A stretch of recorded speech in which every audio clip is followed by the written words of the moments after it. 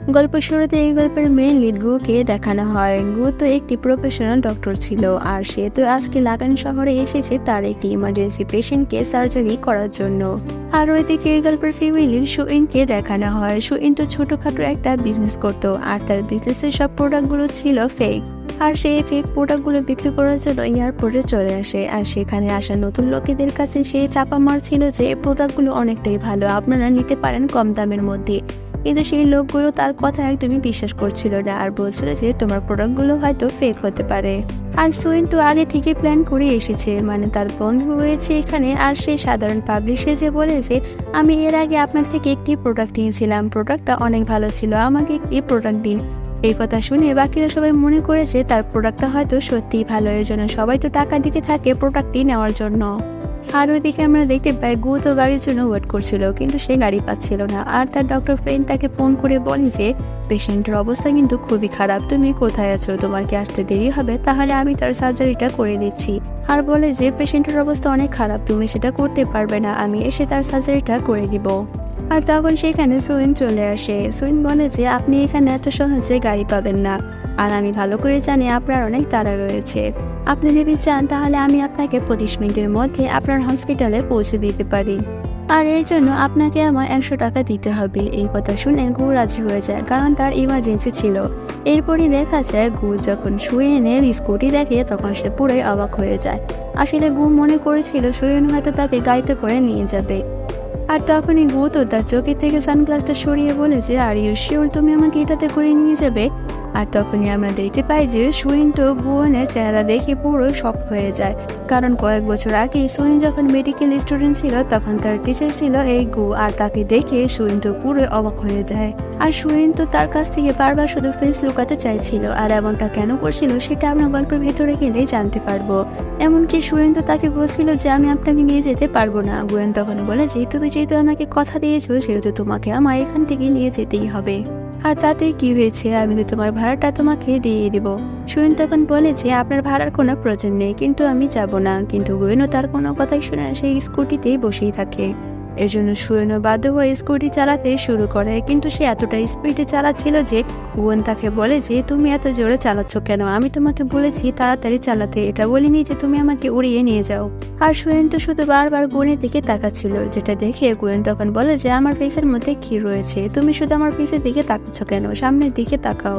এরপরে দেখা যায় সুয়েন তো গুকে সময় মতো করে তার হসপিটালে পৌঁছে দেয়। আর গু যখন তাকে টাকা দিতে চাইছিল সুইন তখন তার কাছ থেকে টাকা নিতে চাইছিল না, যার কারণে গু আর এখানে সময় নষ্ট না করে সে তাড়াতাড়ি করে ভেতরে চলে যায়। আর সুইন তো গুয়েনের ব্যাপারে নীরবে কিছু একটা ভাবছিল, যেটা আমরা গল্পের ভেতরে গেলেই জানতে পারবো। এরপরে গু হসপিটালে তার ইমার্জেন্সি পেশেন্টের জন্য সার্জারি শুরু করে দেয়। আর ওদিকে সুইনের ফ্রেন্ড তাকে ফোন করে বলে যে সে লাকান শহরে এসেছে, সে যাতে তাকে এয়ারপোর্ট থেকে নিয়ে যায়। সুইন তখন বলে যে আমার তো এখনই একটি ডেলিভারি রয়েছে, আর এটা এখনই ডেলিভারি নিতে হবে, আমি তোমাকে নিয়ে আসতে যেতে পারবো না। আর তখনই তার সামনে একটি গাড়িতে অ্যাক্সিডেন্ট হয়ে যায়, আর সেই অ্যাক্সিডেন্টটা দেখে সুইনের তার বাবার কথা মনে পড়ে যায়, কারণ তার বাবা অ্যাক্সিডেন্টে ভাবে মরেছিল। এর জন্য সুইন তাড়াতাড়ি করে ওই লোকটার কাছে যায়, আর লোকটার তো খুবই খারাপ অবস্থা ছিল, যেটা দেখে সুইন তো প্রাথমিক চিকিৎসা দেওয়া শুরু করে। আর সেখানে থাকা লোকজনরা মনে করছিল যে এই মেয়েটা হয়তো এই লোকটাকে মেরে ফেলার জন্য এমনটা করছে, এর জন্য তারা তাকে অনেকটা বাধা দিচ্ছিল, কিন্তু সুইন তো তাদের কোনো কথাই শুনছিল না। এর জন্য তারা পুলিশকে ফোন করে, আর পুলিশ এসে সুইনকে ধরে নিয়ে যায়। সুইন তখন বলে যে আমি তো কিছুই করিনি, আমি তো লোকটাকে বাঁচানোর জন্য এমনটা করেছিলাম, আপনারা আমাকে ভুল বুঝছেন। এরপরে আমরা দেখতে পাই ওই লোকটাকে যখন হসপিটালে নিয়ে আসা হয় তখন তো ওই লোকটার অবস্থা দেখে বলে যে তার এই প্রাথমিক চিকিৎসা করেছে সে হয়তো অনেক প্রফেশনাল ডক্টর হবে।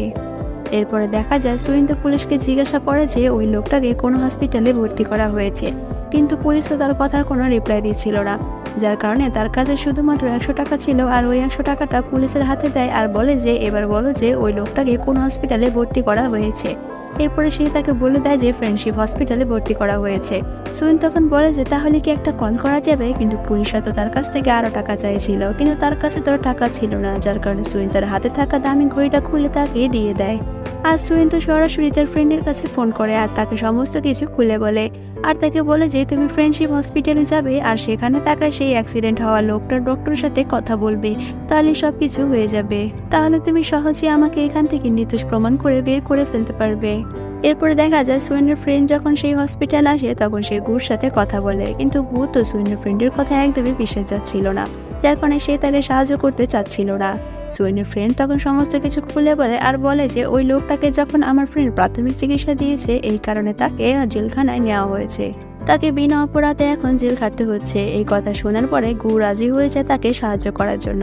এরপরে তারা তো সেই জেলখানায় চলে আসে আর সমস্ত প্রমাণ দিয়ে সুয়েনকে ছাড়িয়ে নেওয়া হয়। আর গু তো সুয়েনকে দেখে একেবারে চিনে ফেলে আর বলে যে তুমি তো সেই মেয়েটা, তোমার সাথে আমার আবারও দেখা হয়ে গেল। আর সুয়েন তো গুকে দেখে কোনো রকম কথা বলছিল না। আর গু তো সুয়েনকে বলে যে তুমি কি প্রফেশনাল ডক্টর, কারণ প্রফেশনাল ডক্টর ছাড়া এমনটা কেউ করতে পারে না। কিন্তু সুয়েন তো কোনো রিপ্লাই দিচ্ছিল না, শুধু শুধু তার কথাগুলো শুনছিল। এই জন্য তার ফ্রেন্ড তাকে উত্তর দেয় যে হ্যাঁ ও হচ্ছে প্রফেশনাল ডক্টর। গু তখন বলে যে তাহলে তুমি গ্রাজুয়েট কবে হয়েছো, আর তাছাড়া তুমি প্রফেশনাল ডক্টর হিসেবে কাজ করছো না কেন? এতগুলো প্রশ্ন করার পরও সুয়েন তো তার কথার কোনো রিপ্লাই দিচ্ছিল না, যার কারণে গু তাকে আরো কিছু কথা শুনিয়ে সেখান থেকে চলে যায়। এটা দেখে সুয়েনের ফ্রেন্ড সুয়েনকে বলে যে তোমার কি হয়েছে, লোকটা তোমাকে এতগুলো প্রশ্ন করলো কিন্তু তুমি তার একটা কথারও রিপ্লাই দিলে না।